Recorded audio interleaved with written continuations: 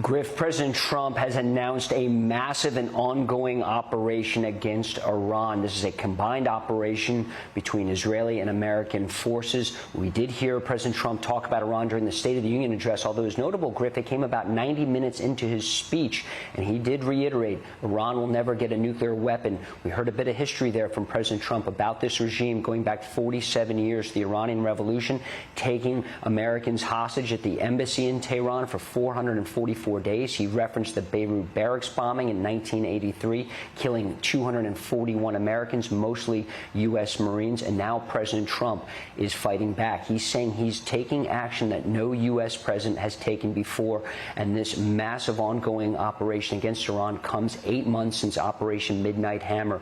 We heard you talking about those F-22s earlier. Just to recap some history, Griff, the F-22s are always the last to go in, these fifth-generation stealth fighter jets. They arrived 4 days before Operation Midnight Hammer, and you and I have been watching the deployment of these Raptors. They arrived in Israel for the first time in history just a few days ago, along with 14 aerial refueling planes. We're also seeing some open source reporting, some videos from Iraq showing Tomahawk cruise missiles. These are subsonic missiles, pretty slow by missile standards, coming from what appears to be the USS Gerald R. Ford strike group. A lot of people thought this was a defensive move, putting Ford so close to Israel. It is in part.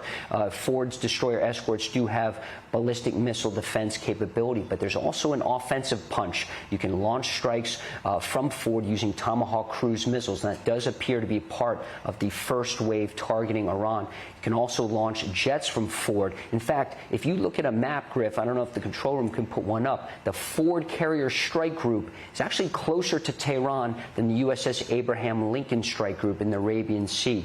We are seeing Iran firing back. There are reports and some videos which have not been verified showing the Al Dhafra Air Base in the United Arab Emirates. That's where traditionally the U.S. Air Force has kept its fast movers, its fighter jets.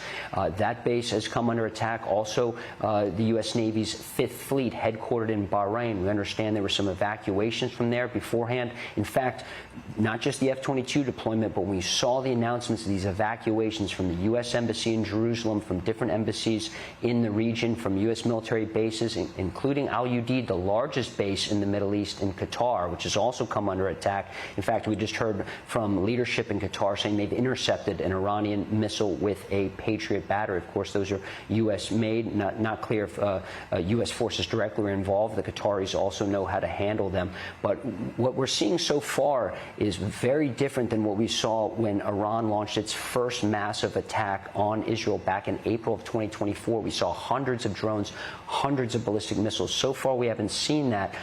Part of the reason could be strikes decapitating Iran's command and control, its radar networks. You know, Iran is a very big country. It's the size of Alaska with 92 million people.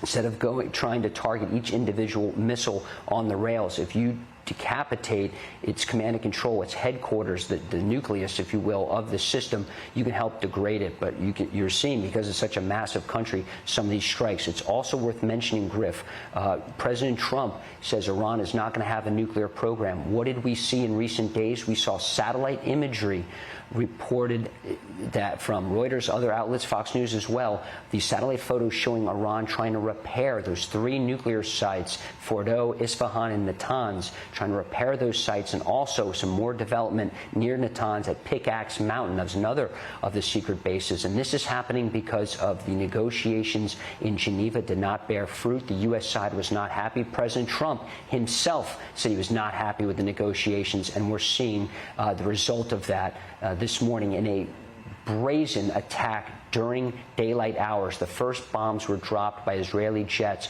around 9:15 a.m. local, and it's notable it's the holy month of Ramadan right now in Iran and throughout the Middle East, Griff.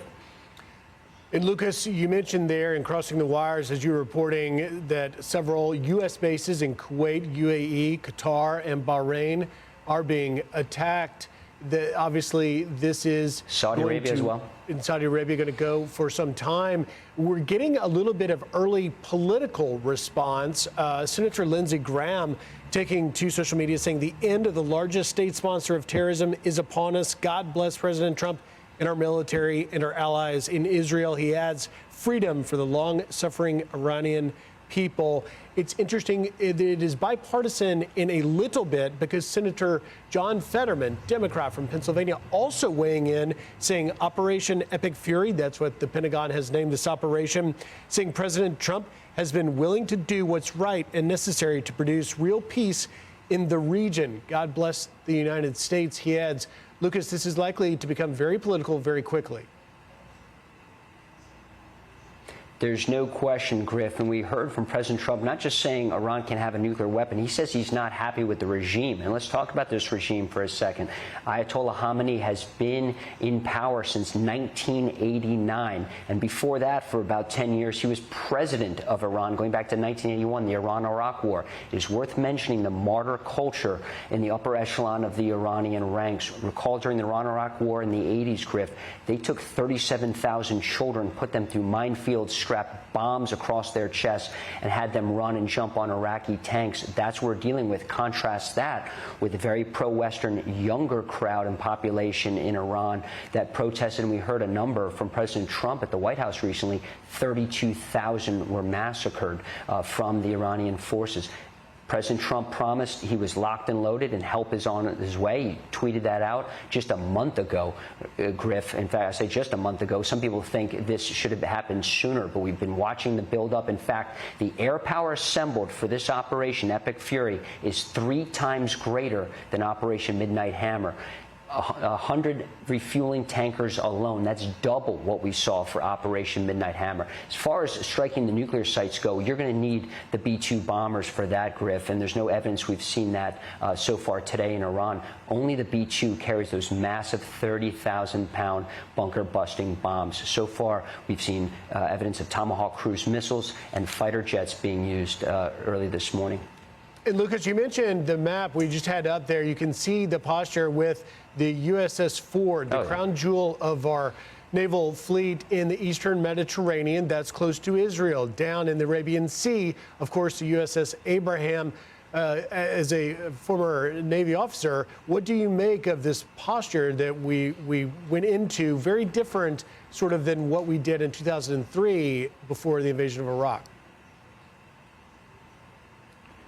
I'm looking at geography. I'm looking at time distance, Griff. If you look right now, if you can just put the map up for a second, the Ford strike group in the eastern Mediterranean is actually closer to Tehran, Iran's capital city, than the Abraham Lincoln strike groups. And we saw these videos of Tomahawk cruise missiles flying across Iraq.